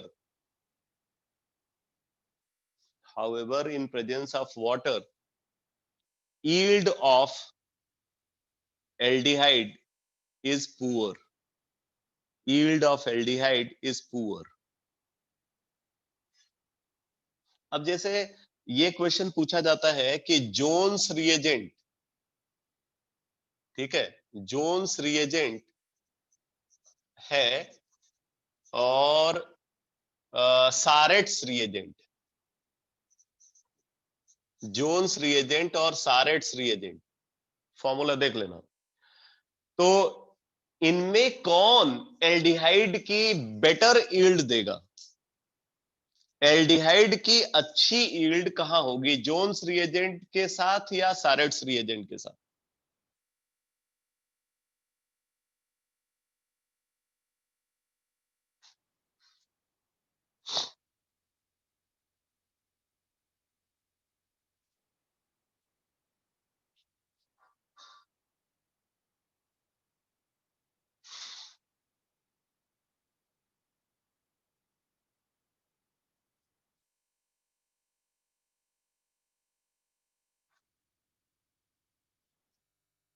सही answer है सारेट्स reagent. क्यों है अब बताता हूं आपको। देखो Jones reagent क्या है, CrO3 प्लस H2SO4 और साथ में एसीटोन यूज किया। जरा देखो CrO3 जो है ये हाइग्रोस्कोपिक सब्सटेंस है। ये क्या है, हाइग्रोस्कोपिक सब्सटेंस है। हाइग्रोस्कोपिक सब्सटेंसेस की क्या कैरेक्टरिस्टिक होती है, they absorb moisture from air, ये एयर से मॉइस्चर खींच लेता है। और H2SO4 भी डिहाइड्रेटिंग एजेंट है, मतलब ये भी एयर से मॉइस्चर को खींचने की कोशिश करेगा। तो ऐसे सिचुएशन में क्या होगा, आपके बिना चाहे भी वहां पे वाटर आ जाएगा, क्योंकि नॉर्मली रिएक्शंस को हम ओपन वेसल में कराते हैं। तो ओपन वेसल में अगर हम रिएक्शन को करा रहे हैं तो उसकी वजह से क्या होगा कि जो ये CrO3 और H2SO4 है ये एयर से मॉइस्चर खींचेगा, यानी कि वहां पे वाटर प्रेजेंट होगा, और वाटर प्रेजेंट होगा तो क्या होगा, एल्डिहाइड जो बना है उसके फर्दर ऑक्सीडेशन की पॉसिबिलिटी बढ़ जाती। ठीक है, अब जरा देखो आपने यूज किया है सारेट्स रिएजेंट को। सारेट्स रिएजेंट में क्या है, सारेट्स रिएजेंट में आपने कंसिडर किया CrO3 plus pyridine plus dry HCl बोल सकते हैं, CrO3 plus pyridine plus dry HCl या HCl बोलो। तो CrO3 हाइग्रोस्कोपिक है, CrO3 हाइग्रोस्कोपिक है। CrO3 हाइग्रोस्कोपिक क्यों है, क्योंकि CrO3 ल्यूइस एसिड की तरह बिहेव करता है। CrO3 ल्यूइस एसिड की तरह बिहेव करता है। इसका मतलब उसकी टेंडेंसी है ल्यूइस बेस से कंबाइन करने की। वो ल्यूइस बेस वाटर हो सकता है या वो ल्यूइस बेस पिरिडीन भी हो सकता है।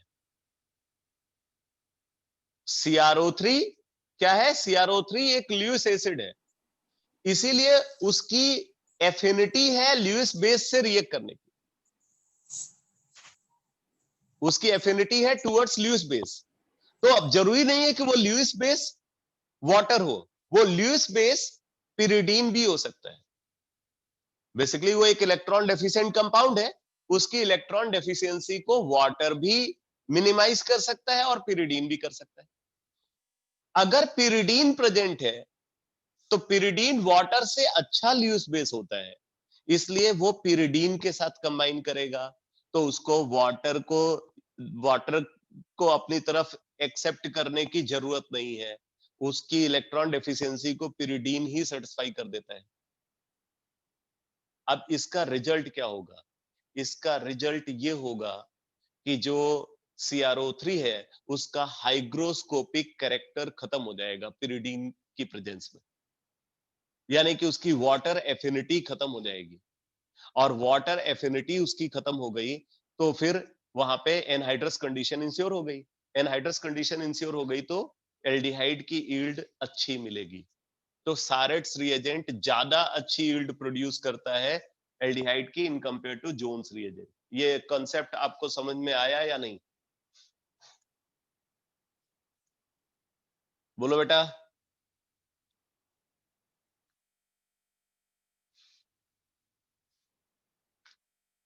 ठीक है। अच्छा, अब आपसे पूछे कि कोलिन्स रिएजेंट और सारेट्स रिएजेंट में कौन अच्छा ऑक्सीडाइजिंग एजेंट होगा एल्डिहाइड फॉर्मेशन के लिए? कोलिन्स रिएजेंट और सारेट्स रिएजेंट में कौन बेटर ऑक्सीडाइजिंग एजेंट होगा for the formation of aldehyde?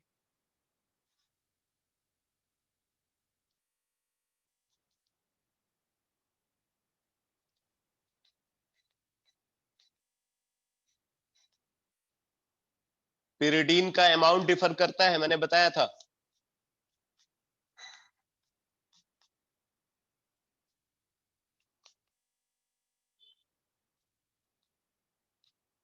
अब मुझे लगता नहीं कि आपने नोट किया है। कोलिन्स रिएजेंट में 1:1 मोलर रेशियो और सारेट्स रिएजेंट में 1:2 मोलर रेशियो।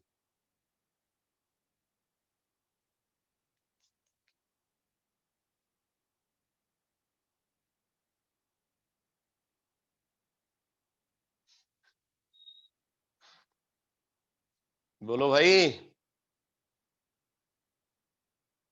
कोलिन्स रिएजेंट और सारेट्स रिएजेंट में बेटर ऑक्सीडाइजिंग एजेंट कौन है for the formation of aldehyde? अरे जहां ज्यादा पिरिडीन होगा वहां पे CrO3 का हाइग्रोस्कोपिक कैरेक्टर ज्यादा डिक्रीज करेगा, तो एल्डिहाइड की यील्ड बढ़ेगी। तो ज्यादा ज्यादा पिरिडीन जो है सारेट्स रिएजेंट में यूज किया जा रहा है, तो Sarett's reagent gives better yield of product in compare to Collins reagent. समझ में आया कि नहीं? कुल मिलाकर के जो रिएजेंट हम यूज कर रहे हैं ना, उसका हाइग्रोस्कोपिक कैरेक्टर मिनिमम होना चाहिए।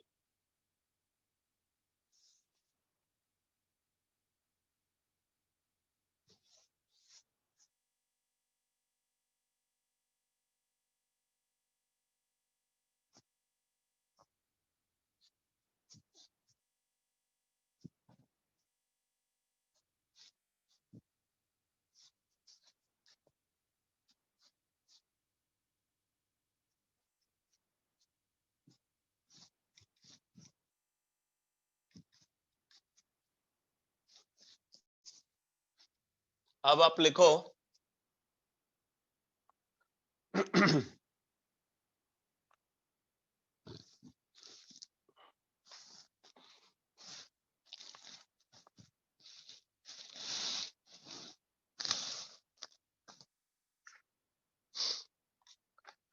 Analytical test of alcohol. Analytical test of alcohol. Analytical test of alcohol. तो अब इसमें सबसे पहले तो एल्कोहलिक फंक्शनल ग्रुप की प्रेजेंस को कैसे हम कंफर्म कर सकते हैं, तो इसमें लिखो confirmatory test of alcohol, confirmatory test of alcohol.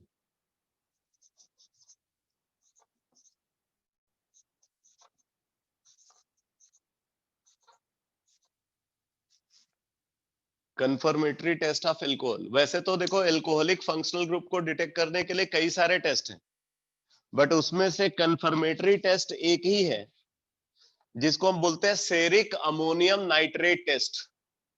तो लिख लो, alcoholic functional group,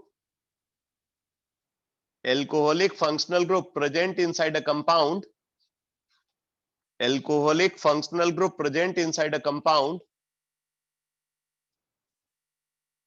alcoholic functional group present inside the compound gets confirmed by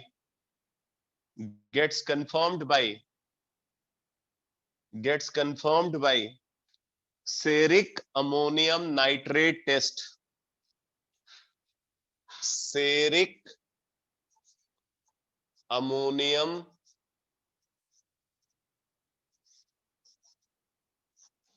nitrate test, इसके through ceric ammonium nitrate test के थ्रू हम इसको कंफर्म करते हैं। तो अब आप यहां पे नोट करो, when alcohol is treated with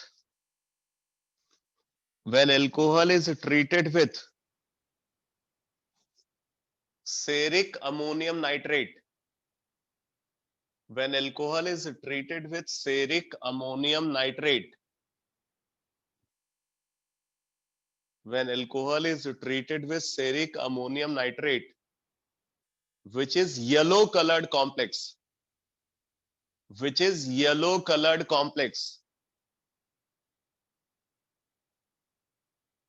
then there occurs the formation of a red colored complex. Then there occurs the formation of a red colored complex.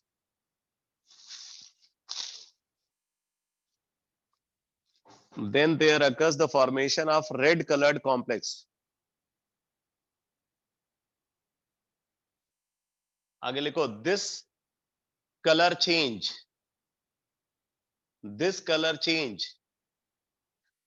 confirmed the presence of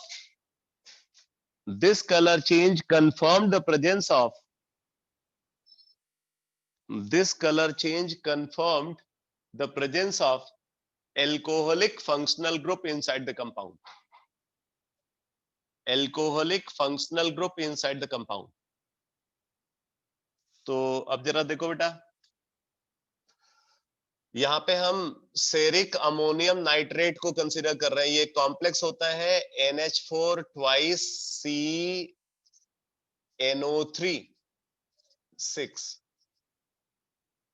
ये है सेरिक अमोनियम नाइट्रेट जो कि yellow coloured complex होता है।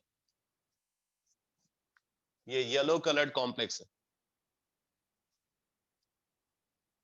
और इस complex को treat किया जा रहा है एल्कोहल के साथ। ठीक है, इस कॉम्प्लेक्स को एल्कोहल के साथ ट्रीट करते हैं। अब देखो होता क्या है, यहाँ पे जब हम इसको एल्कोहल के साथ ट्रीट करते हैं तो यहाँ पे एल्कोहल इसके अंदर प्रेजेंट एक लिगेंड को रिप्लेस कर देता है और उसकी जगह पे खुद आ जाता है। तो इससे ये प्रोडक्ट बन जाएगा NH4 twice CNO3 5 RO।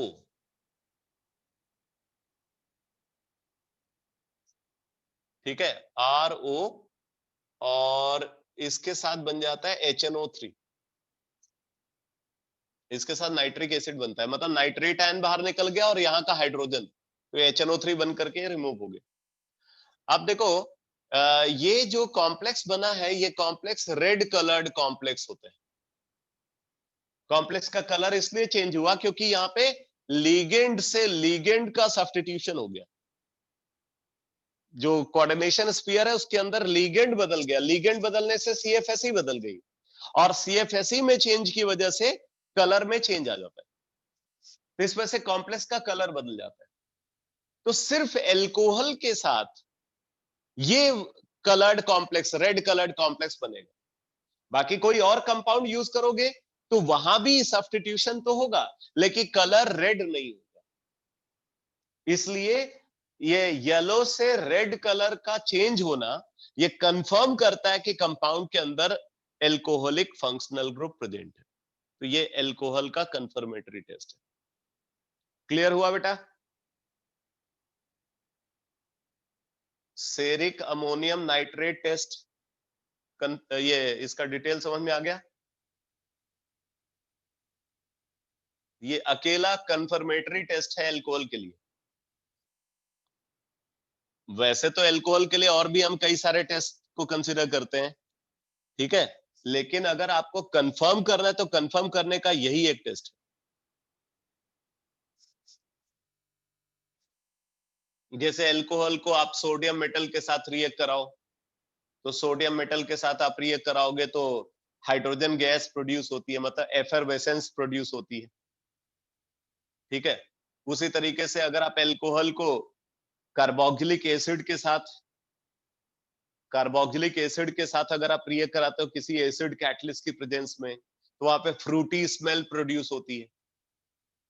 Alcohol को कार्बोक्सिलिक एसिड के साथ अगर आप ट्रीट करते हो तो फ्रूटी स्मेल प्रोड्यूस होती है, वो भी एक एनालिटिकल टेस्ट है, क्योंकि एस्टर जो है वो प्लीजेंट स्मेलिंग कंपाउंड होता है, इस वजह से वहां पे प्लीजेंट स्मेलिंग कंपाउंड यानी कि फ्रूटी स्मेल प्रोड्यूस होगी, तो वो भी एक टेस्ट है एल्कोहल के लिए।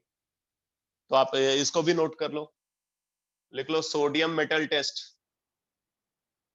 सोडियम मेटल टेस्ट, अगर एल्कोहल को सोडियम के साथ ट्रीट करते हैं तो हाइड्रोजन गैस प्रोड्यूस होगी, और इसकी वजह से ब्रिस्क एफरवेसेंस मिलता है, ब्रिस्क एफरवेसेंस। जब गैस रिलीज होती है तो वो सोल्यूशन में बुलबुले से उठते हैं, तो उसके बेसिस पे हम कंफर्म करते हैं कि वहां पे एल्कोहलिक फंक्शनल ग्रुप हो सकता है। लेकिन ध्यान देना, ये सिर्फ एल्कोहल के साथ नहीं होगा, सोडियम मेटल टर्मिनल एल्काइन के साथ भी हाइड्रोजन गैस रिलीज कर देता है, सोडियम मेटल कार्बोक्सिलिक एसिड के साथ भी हाइड्रोजन गैस रिलीज कर देता है, सोडियम मेटल किसी भी ऐसे कंपाउंड के साथ रिएक्ट करके हाइड्रोजन गैस रिलीज कर सकता है जिसका हाइड्रोजन सफिशिएंटली एसिडिक हो। इसलिए रिलायबल टेस्ट नहीं है कि सिर्फ एल्कोहल के लिए आप इसको यूज करोगे। इसी तरीके से PCl5 टेस्ट है, तो PCl5 टेस्ट में क्या करते हैं, एल्कोहल को PCl5 से रिएक्ट कराते हैं, तो एल्काइल क्लोराइड बनता है प्लस HCl प्लस POCl3। यहाँ पे ये एल्काइल क्लोराइड फॉर्मेशन की वजह से व्हाइट टर्बिडिटी प्रोड्यूस होती है, क्योंकि ये सोल्यूशन में इनसॉल्युबल है, एल्काइल क्लोराइड वाटर के अंदर इनसॉल्युबल है, तो इस वजह से व्हाइट टर्बिडिटी प्रोड्यूस होती है। इससे भी हम एल्कोहल का प्रेजेंस को कंफर्म कर सकते हैं, एल्कोहल की प्रेजेंस को डिटेक्ट कर सकते हैं। कंफर्मेटरी टेस्ट हम इसको भी नहीं बोल सकते, क्योंकि व्हाइट टर्बिडिटी जो है कार्बोक्सिलिक एसिड भी प्रोड्यूस करता है, कार्बोक्सिलिक एसिड एसिड हैलाइड में कन्वर्ट होता है, एसिड हैलाइड भी वाटर में इंसॉल्युबल है, तो इस वजह से व्हाइट टर्बिडिटी प्रोड्यूस होती है।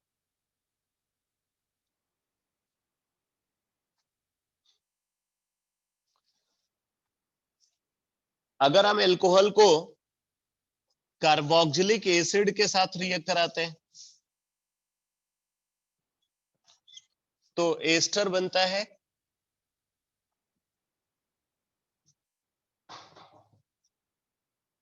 इसकी स्मेल जो है वो कैसी होगी, फ्रूटी स्मेल, फ्रूटी स्मेल होती है।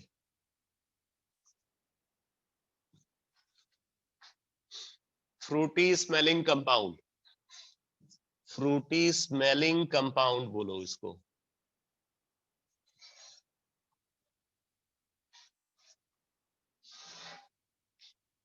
बट ये सब कंफर्मेटरी टेस्ट नहीं है, कंफर्मेटरी टेस्ट इसका सिर्फ एक ही है और वो है ceric ammonium nitrate test.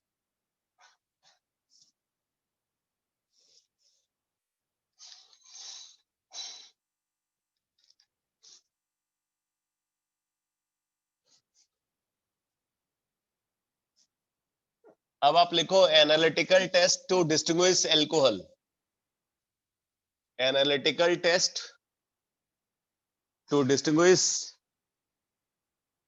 Analytical test to distinguish primary secondary and tertiary alcohol,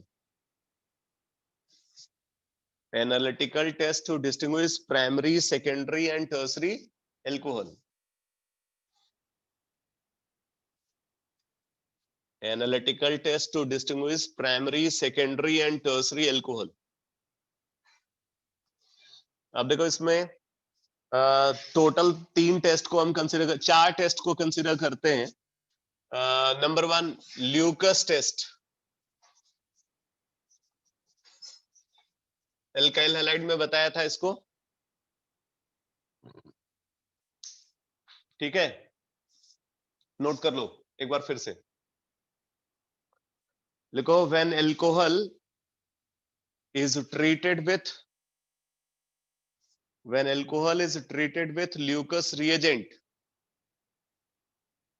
when alcohol is treated with Leucus reagent at room temperature,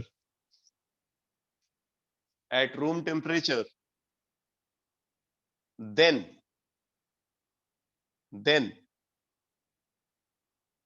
number 1 देखो tertiary alcohol gives white turbidity immediately, tertiary alcohol gives white turbidity immediately,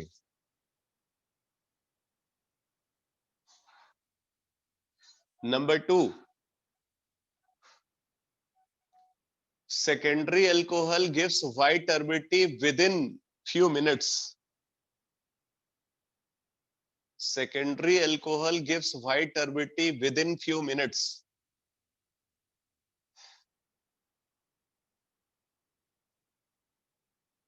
and number 3 primary alcohol do not give white turbidity at room temperature, primary alcohol do not give white turbidity at room temperature, ठीक है। तो इस तरीके से आप इनको distinguish कर सकते हो। अगर टर्सरी एल्कोहल है, अगर टर्सरी एल्कोहल है और इसको हम ZnCl2 प्लस कंसंट्रेटेड HCl के साथ इनका इक्विमोलर मिक्सचर यूज करते हैं, 1:1 मोलर रेशियो में इनको यूज करते हैं, तो ये ल्यूकस रिएजेंट होता है रूम टेम्परेचर पे। तो tertiary alcohol immediately alkyl chloride बना लेता है, इमीडिएटली ये एल्काइल क्लोराइड बना लेता है, इसकी वजह से व्हाइट टर्बिडिटी प्रोड्यूस होती है। अगर सेकेंडरी एल्कोहल है तो सेकेंडरी एल्कोहल थोड़ा टाइम लेता है क्योंकि वो कम रिएक्टिव है,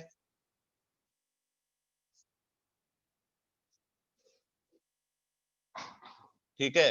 25 डिग्री सेंटीग्रेड पे अगर हम इसको ट्रीट कर रहे हैं तो इसको एल्काइल क्लोराइड फॉर्मेशन में थोड़ा टाइम लगता है, 2 to 4 मिनट में ये एल्काइल क्लोराइड का फॉर्मेशन करता है और व्हाइट टर्बिडिटी प्रोड्यूस होती है।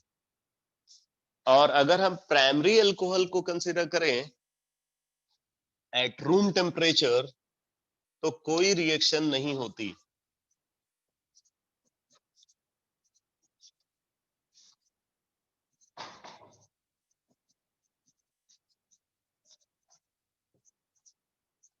No reaction.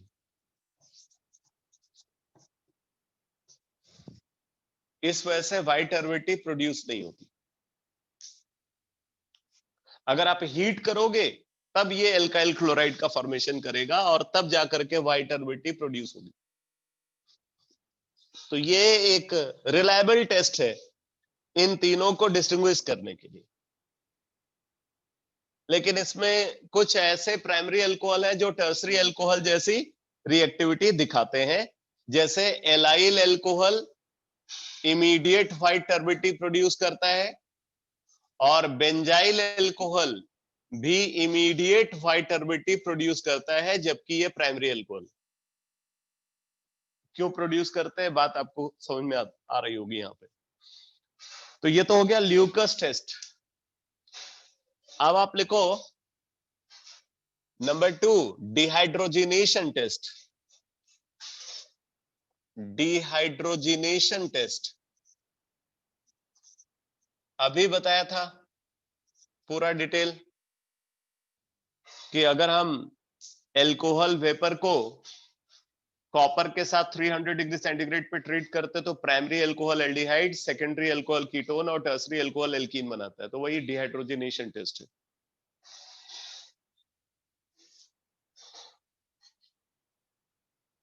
Number 3 Victor Meyer's test. Victor Meyer's test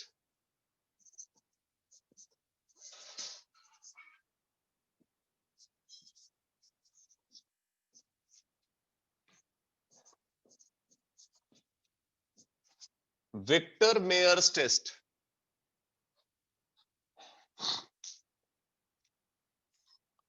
इसका डिटेल लिखो। when alcohol is first treated with iodine and red phosphorus, when alcohol is first treated with iodine and red phosphorus or PI3,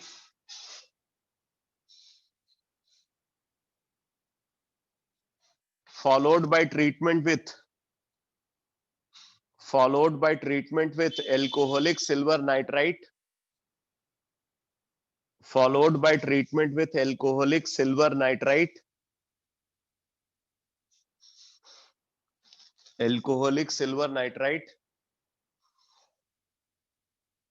followed by treatment with nitrous acid,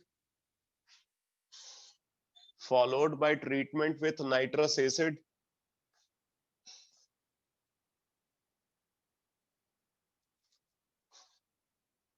followed by treatment with alkali. ये reagent series में use होंगे one by one. followed by treatment with alkali,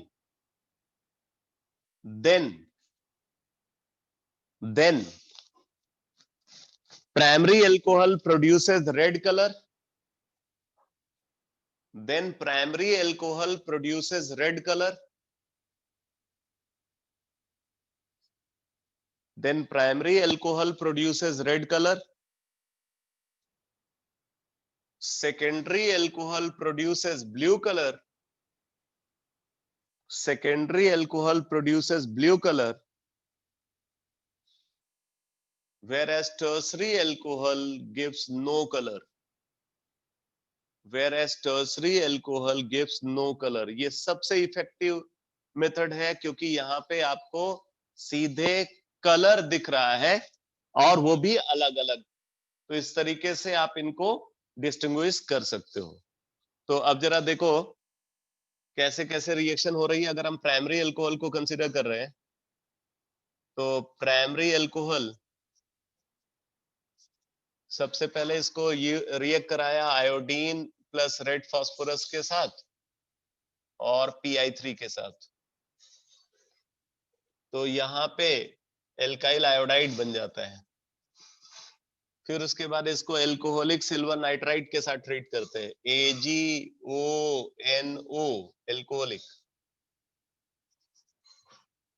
alcoholic silver nitrite के साथ treat करते हैं। तो यहाँ पे AgI प्रेसिपिटेट आउट होगा और इससे बन जाता है नाइट्रो एल्केन, नाइट्रो एल्केन बन जाता है। अब इस नाइट्रो एल्केन को HNO2 के साथ ट्रीट करते, तो HNO2 के साथ ट्रीट करने पे ये बन जाता है RCHNO2, RCHNO, और फिर ये RCHNO ये टॉटोमराइज होकर के फॉर्म कर लेता है ये compound RC double bond NOH, RC double bond NOH NO2। इसको बोलते हैं नाइट्रोलिक एसिड, नाइट्रोलिक एसिड बोलते हैं इसको।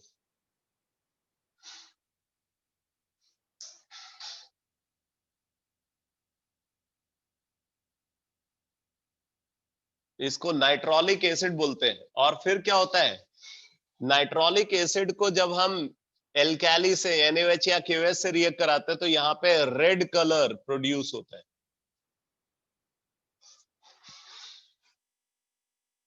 रेड कलर प्रोड्यूस होता है प्राइमरी अल्कोहल के साथ। इस तरीके से रिएक्शन प्रोसीड करेगी। अब देखो, अगर हमने सेकेंडरी अल्कोहल को कंसीडर किया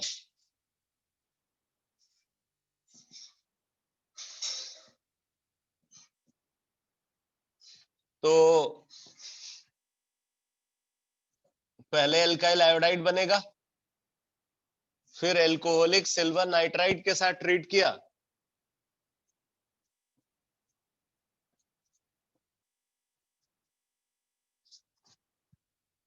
ये नाइट्रो एल्केन बनेगा, HNO2 के साथ ट्रीट किया,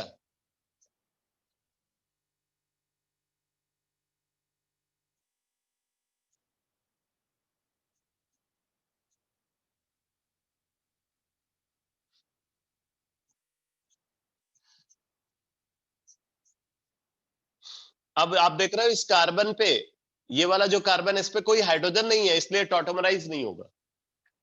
ठीक है, तो इसको बोलते हैं, इस कंपाउंड को स्यूडो नाइट्रॉल, स्यूडो नाइट्रॉल, ये स्यूडो नाइट्रॉल बोला जाता है। और इसको जब हम एल्काली के साथ ट्रीट करते हैं तो ये ब्लू कलरेशन देता है।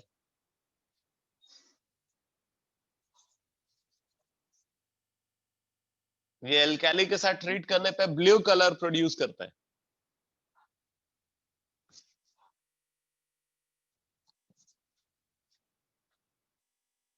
अब अगर हम टर्सरी अल्कोहल को कंसीडर करें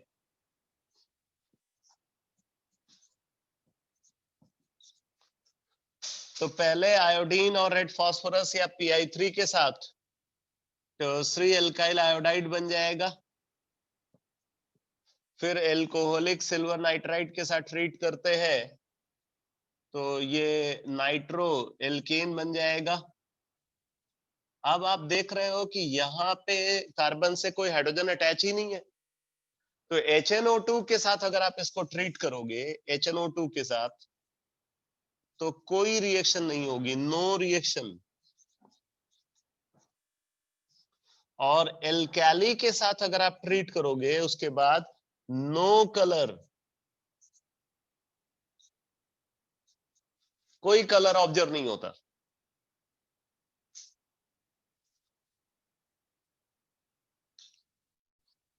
तो ये है विक्टर मेयर्स टेस्ट, जो कि प्राइमरी, सेकेंडरी और टर्सरी अल्कोहल को डिस्टिंग्विश करने के लिए यूज किया जाता है। ठीक है, it is used for the distinction of primary, secondary and tertiary alcohol.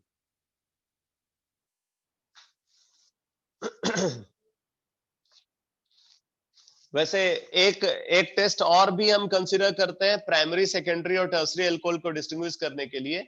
अभी जो ऑक्सीडेशन में डिटेल मैंने आपको बताया था ना, उसी के बेसिस पे आप समझ सकते हो।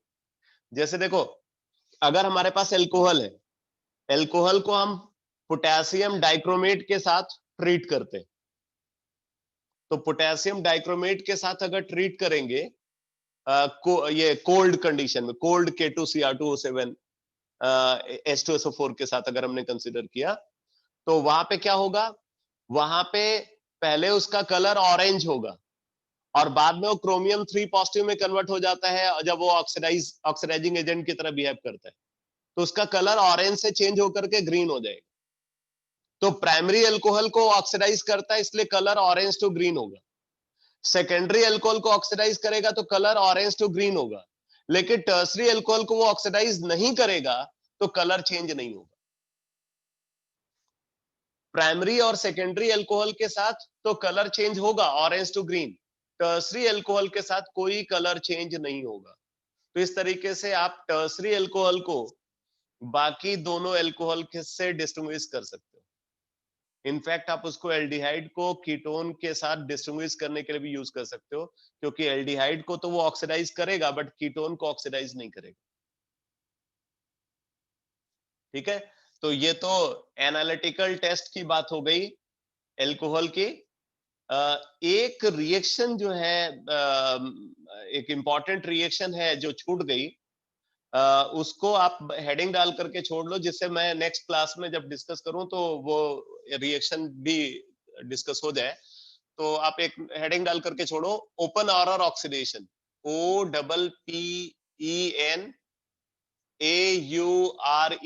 Open ऑरर oxidation.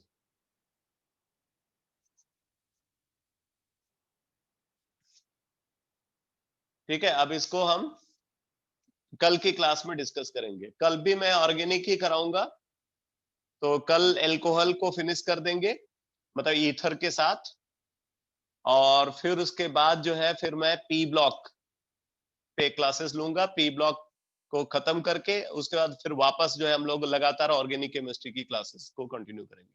ओके बेटा।